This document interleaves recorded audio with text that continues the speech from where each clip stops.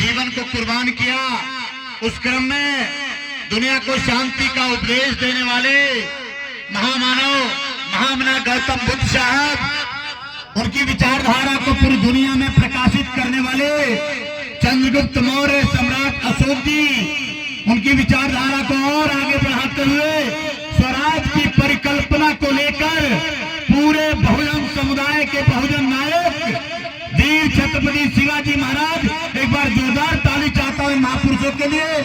तदुपरांत इनकी विचारधारा को और आगे बढ़ाने वाले बहुजन नायक, शिक्षा के अग्रदूत ज्योतिबा फूले साहब, माता सावित्रीबाई फूले, माता फातिमा शेख को नमन करता हूं और इनके लिए जोरदार ताली चाहता हूं आपसे।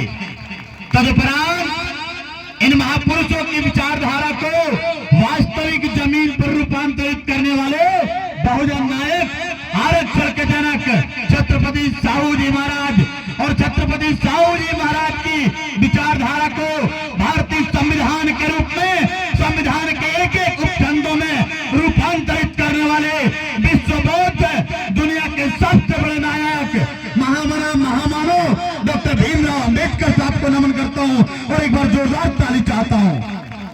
साथियों, तदुपरांत संविधान को भारत के कड़ में समेकित करने के उद्देश्य से 562 रियासतों को एक करके राजशाही व्यवस्था को उन्मूलन करके एक बूंद बिना रक्तपात किए राष्ट्र का निर्माण करने वाले राष्ट्र निर्माता, राष्ट्र के नायक लौह पुरुष सरदार वल्लभ भाई पटेल साहब को नमन करता हूं और जोरदार ताली चाहता हूं। साथियों, आजादी के उपरांत उत्तर भारत के लेनिन कहे जाने वाले उत्तर भारत के नायक, मुझे गर्व है उस नायक पर, लेकिन इस बात का भी दुख है कि भरी समाज के बीच स्टेज पर उस महापुरुष को बस एक अपने समाज को जागरूक करने के कारण उनको स्टेज पे गोली मारी गई और मनुवादियों ने उस महापुरुष के गोली लगने के बाद कई किलोमीटर तक घसीटा था। इसलिए हम लोग कसम खाते हैं कि तुम्हारे मनुवाद का जब तक अंतिम घटा छाटने लगे तब तक साथ लेने वाले हम लोग बहुजन के लोग नहीं हैं।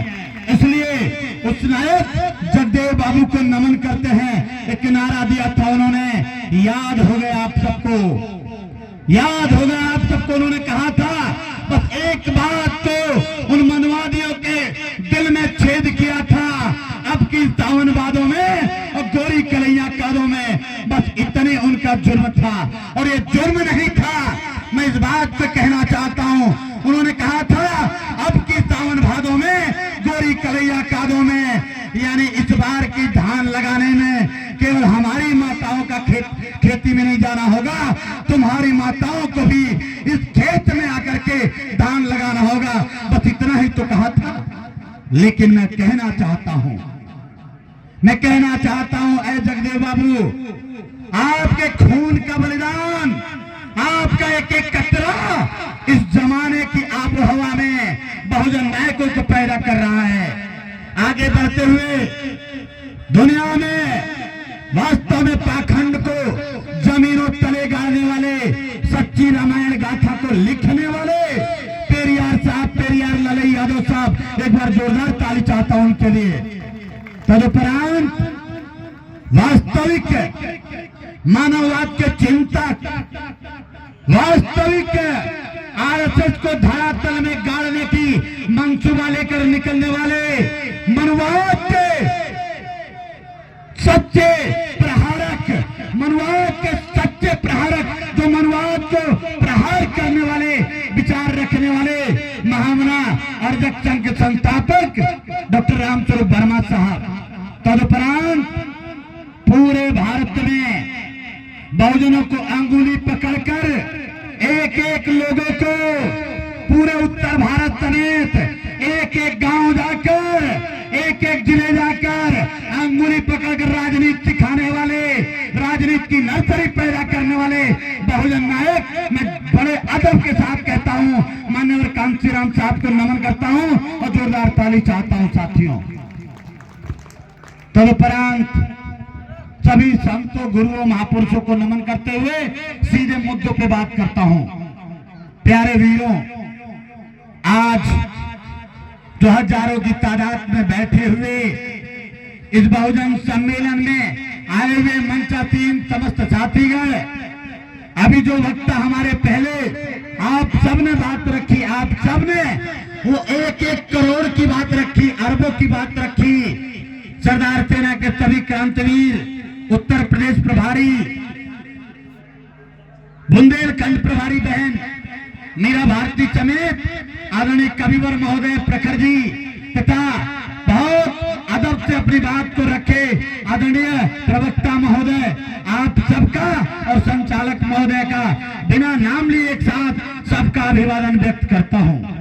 सरदार सेना चित्रकूट के जिला अध्यक्ष समेत सबका अभिवादन व्यक्त करता हूं और साथ ही आज के इस सभा को बनाने वाले शिवाजी सेवा संस्थान चित्रकूट के नायक अध्यक्ष आपका भी अभिवादन करते हैं। साथियों, बात कहना है, आपका जो एजेंडा आज का मुद्दा है उसमें सर्वोपरि आपने लिखा है जाति जनगणना। ठीक कहा हमारे अगले वक्ता ने कि कुत्तों की, बिल्लियों की, हिजड़ों की गिनती करते हो, लेकिन तुम्हें पिछड़ों की गिनती करने में शर्म आती है, डर लगती है। हाँ, वो पिछड़े शेर हैं जिनकी तुम गिनती कर दोगे, उस दिन तुम्हारी जो पिछड़ों के शोषण करने की आदत है उसको ये अपने पैरों तले रोक देगा। ये वो पिछड़े शेर हैं, इसलिए तुम इससे डरते हो। मनुवाद के पोषकों, तुम इससे डरते हो। हाँ, मैं इस बात को दावे के साथ कहता हूँ, पिछड़े जिस दिन जाग गए उस दिन तुम्हारा मनुवाद जमीनों तले दोहरा दिया जाएगा। तुम पिछड़ों से डरते हो। साथियों, तमाम महापुरुषों ने बहुत सारी बातें कही। बात शुरू करते हैं उस महापुरुष से जिन्होंने 1902 में भारत के अंदर आरक्षण देकर भारत को एक सुनहरा भविष्य दिया। बात करते हैं उस महापुरुष की जिन्होंने डॉक्टर अंबेडकर को पूरी दुनिया में सिंबल ऑफ नॉलेज तक पहुंचाने में वो पूरी ताकत दिया। मैं बात करता हूं डॉक्टर अंबेडकर की, जिनके कारण आज हम आप यहाँ हैं। मैं बात करता हूं समस्त महापुरुषों के साथ आपके उन मुद्दों की। आज उन मुद्दों के साथ लौह पुरुष सरदार वल्लभ भाई पटेल की जयंती एवं मेला के अवसर पर बात उस महापुरुष की भी करनी बेहद जरूरी है। जब कुछ लोग ये कहा करते हैं कि सरदार पटेल और अंबेडकर की संबंध अच्छे नहीं थे, मैं कहता हूं आप अबोध हो, आप अज्ञानी हो, आपको जानकारी नहीं है, आप बिल्कुल नहीं पढ़ते हो, आप केवल समाज में विद्वेष पैदा करते हो, इसलिए आपको पढ़ना होगा। आपको बिना पढ़े ये बोलने का कोई अधिकार नहीं है। लौह पुरुष सरदार पटेल और डॉक्टर अंबेडकर से बढ़िया रिश्ता पूरे सदन में किसी और का नहीं था। ये मैं दावे के साथ एक एक पंक्तियों को पढ़ के बोल रहा हूँ। साथियों, वो घटना मैं याद करा रहा हूँ आप सबको, जब डॉक्टर अंबेडकर साहब को कांग्रेस के और तमाम उस समय के लोगों ने सदन में जाने से उन लोगों को कष्ट हो रहा था, तो सरदार पटेल ने अपने मित्र को इस्तीफा दिलवा करके डॉक्टर अंबेडकर को वहां से कांग्रेस का प्रत्याशी जो खड़ा हो रहा था उसको वापस करवा करके डॉक्टर अंबेडकर को निर्विरोध चुनाव लड़वा करके निर्विरोध जितवा करके सदन में पहुंचाने का काम सरदार पटेल ने किया था। साथियों, ये बात मैं इसलिए कहना चाहता हूँ, जिन लोगों को ये ज्ञान नहीं है, जिनको ये जानकारी नहीं है, उनको जानना बेहद जरूरी है। लौह पुरुष सरदार पटेल और डॉक्टर अंबेडकर की एक घटना बता रहा हूं, जिसकी कुछ पंक्तियां, एक छोटी सी क्लिप लेकर कुछ लोग समाज में भी भ्रांतियां पैदा करते हैं। वो घटना याद कर लें। एक घटना थी, सदन में बहस चल रहा था आरक्षण के ऊपर। ओबीसी को आरक्षण देने की बात कही जा रही थी। जब ओबीसी का नंबर आरक्षण देने की बात आई तो डॉक्टर अंबेडकर के कथन के बाद सरदार पटेल खड़ा होते हैं, क्योंकि उस दिन की अध्यक्षता कर रहे थे। अध्यक्षीय भाषण में उन्होंने कहा, उस बात को उन्होंने एकदम भरी महफिल में, भरी सदन में कहा हुई जो बीसी अम्बेडकर, हुई जो बीसी। बस इतनी सी क्लिप पकड़ के कुछ मनुवादी लोगों ने हमारे लोगों के बीच में एक क्लिप डाल दिया और यह विभीषिका का कारण बना। साथियों, उन्होंने कहा हुई जो बीसी अम्बेडकर, इसके आगे की पंक्ति समझिए। अब पढ़ना होगा मणिबेन की वह पुस्तक जो सरदार पटेल जी की बेटी ने लिखा है, मणिबेन ने, उनकी वो पुस्तक पढ़ना होगा तो आपको ये सारे लाइन खत्म हो जाएंगी। उन्होंने कहा कि डॉक्टर अम्बेडकर ओबीसी कौन है। उसके आगे उन्होंने कहा कि अगर ओबीसी को सच में अधिकार देना सब लोग चाहते हैं तो ओबीसी के इन 15 राज्यों में जातीय जनगणना, उस समय की गणना कराकर, सर्वे करा करके, जिस तरीके से 31 की गणना के आधार पर SC को पूरा व्यवस्था दिया है, जिस तरीके से आरक्षण दिया गया, जिस तरीके से वो हमारे भाइयों को दिया गया, उसी तरह से इन हमारे भाइयों को देने के लिए, पूरे वंचित समाज को पूरा अधिकार देने के लिए पूरी गणना, पूरा सर्वे करना जरूरी है। पूरे राज्यों में जितनी आबादी सर्वे में आती है, ओबीसी को उस आधार पर उसकी जितना हिस्सेदारी होती है, उसके लिए एक आयोग का गठन किया जाए, एक कमेटी का गठन किया जाए। प्यारे मित्रों, मैं फिर कहना चाहता हूं, ये बात के बाद एक कमेटी गठन के लिए एक कुछ लोग कमेटी बनाई गई, लेकिन इस सदन के बैठक के बाद सरदार पटेल दोबारा सदन में वापस नहीं आ पाए। वही उनका अंतिम सदन का था। उसके बाद उनकी बीमारी, उनको कैंसर से गिरफ्त होने के बाद सरदार पटेल सदन का हिस्सा नहीं हो पाए। डॉक्टर अम्बेडकर ने, उस समय महामानव ने जो व्यवस्था बनाया, उन्होंने कहा कि हमें कमेटी का गठन करते हैं। वही कमेटी आगे चल के काका कालेलकर आयोग के रूप में कही जाती है। लेकिन चूंकि वह चट्टान एक दोस्त के बीच से चला गया, वह चट्टान जब डॉक्टर अम्बेडकर के साथ रात को मंथन करते थे मिलकर कि कल के सदन में आप ये रखोगे, उस पर हमारी ये प्रतिक्रिया होगी, ऐसी ये दोनों महापुरुष चर्चा किया करते थे। इस पर आकर के सदन में बहस कराया करते थे। प्यारे मित्रों, हुआ क्या अंत में? वो चट्टान जब दुनिया से चला गया, डॉक्टर अम्बेडकर अकेले पड़ गए। उसके बाद डॉक्टर अम्बेडकर और चट्टान, डॉक्टर अम्बेडकर की वो धाराएं जब वो आगे बढ़ना चाहे तो मनुवादियों ने लगातार कोसने की कोशिश किया। और दर्द इस बात की है कि काका कालेलकर की रिपोर्ट दबा दी गई। साथियों, मैं फिर आगे इस बात को कहने में मुझे कतई संकोच नहीं है कि बिना महापुरुषों को पूरा पढ़े हुए उनके बारे में प्रतिक्रिया देना समाज को गड्डी कहरी खाई में ले जाने के बराबर है। मैं बड़ा हर्षित हूं कि हमारे आदरणीय बड़े भाई प्रवक्ता महोदय ने जिस लहजे में आप सबको जो बात बताने की कोशिश किया, संचालक महोदय गायकों ने जो बात बताया, मैं सतत आपका आभारी हूं। आपको बता देना चाहता हूं, क्योंकि आपने लिखा है सरदार पटेल की जयंती, तो डॉक्टर अम्बेडकर और सरदार पटेल के साथ एक ही विचारधारा थी। डॉक्टर अम्बेडकर जो चाहते थे वही सरदार पटेल चाहते थे, और जो सरदार पटेल चाहते थे वही डॉक्टर अम्बेडकर चाहते थे। दोनों में रत्ती भर का अंतर नहीं था। प्यारे साथियों,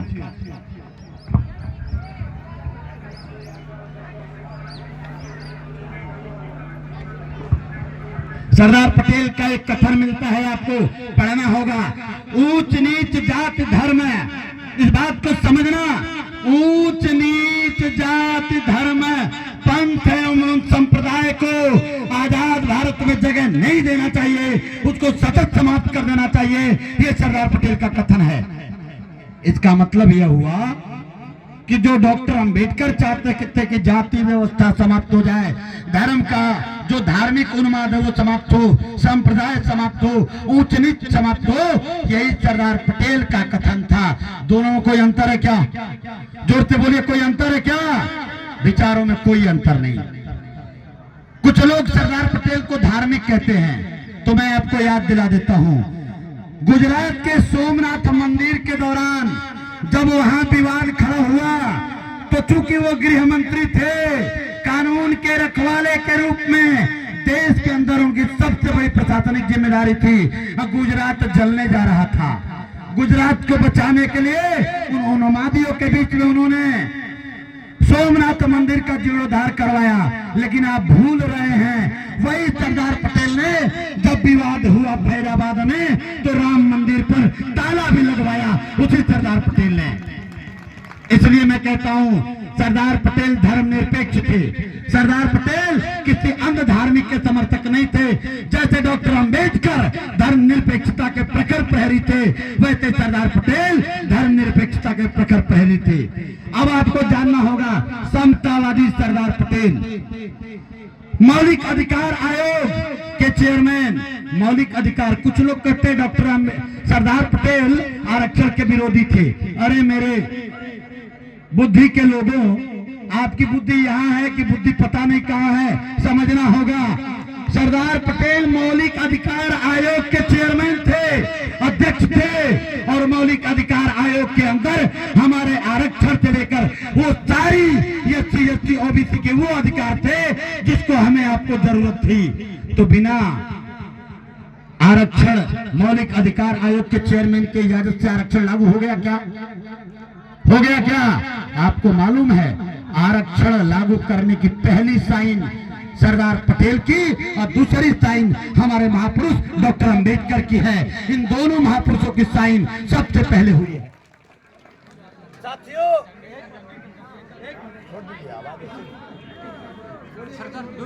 सुनाई दे रहा क्या? ऐसे ही बोलते हैं ना। दूसरी बात आपको बताना चाहता हूं, मौलिक अधिकार आयोग, अनुसूचित जनजाति कल्याण एवं अल्पसंख्यक अधिकार समिति, वोटर राइट्स जैसे उन सभी उप समितियों के लगभग चेयरमैन सरदार पटेल थे। आपको जानकारी हो, जो विमुक्त जातियां थी, जिसको नाट भाट आदिवासी आदि अल्पसंख्यक समुदाय के लोगों को उस सदन का मनुवादी तबका वोटर राइट्स नहीं देना चाहता था। डॉक्टर अंबेडकर और सरदार पटेल एक साथ खड़े हुए और उस समय उस उपसमिति के चेयरमैन सरदार पटेल थे। इन मनुवादियों के इरादों को पैरों तले रौंदते हुए आपके और हमारे अधिकारों को, वोटर राइट समेत सारे अधिकारों को सुनिश्चित सरदार पटेल और डॉक्टर अंबेडकर ने कराया। साथियों, संविधान सभा में बाबा साहब, ये बात मैं पहले बता चुका हूं कि संविधान सभा में कैसे हमारे बाबा साहब आए। प्रिय मित्रों, एक बात का आप सबके बीच में बड़े दावे के साथ कह के जाना चाहता हूं, बहुत ही दावे के साथ। अरे कौन आया है जीने यारो, मरना एक दिन सबको है और खाक ए मिट्टी सुपुर्द होना सबको है। लेकिन विचारों की क्रांति कभी मरती नहीं, तो विचारों का दिया जला लेना इतिहास के पन्ने में अमर आपके महापुरुषों के रूप में नाम हो जाएगा। साथियों, इस बात को लेकर कि अगर हमारे बहुजन समुदाय के ऊपर बुरी नजरों से तुम देखोगे तो संवैधानिक तरीके से तुम्हारा आंख फोड़ लेने की क्षमता इन सरदारवादियों और संविधानवादियों के अंदर है। याद रखना, अगर गलत तरीके से हमारे पिछड़े दलित अल्पसंख्यक समुदाय, पीडीए समुदाय, संविधानवादी सरदारवादी समुदाय के ऊपर हाथ उठाओगे तो संवैधानिक तरीके से ये सरदार सेना के लोग तुम्हारा हाथ काट लेने की क्षमता रखते हैं। ये याद रखना।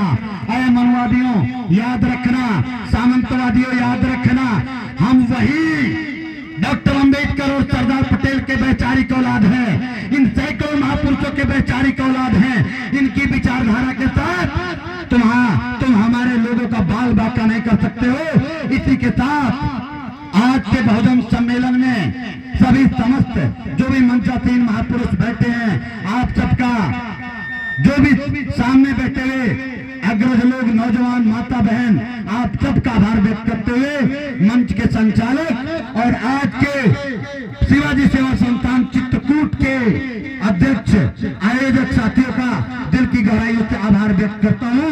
सरदार सेना इकाई चित्रकूट का आप सबका दिल की गहराइयों से आभार व्यक्त करता हूं। पुनः जय सरदार, जय संविधान, जय भीम, नमो बुद्धाय। बहुत बहुत धन्यवाद आदरणीय मुख्य अतिथि महोदय जी, आज के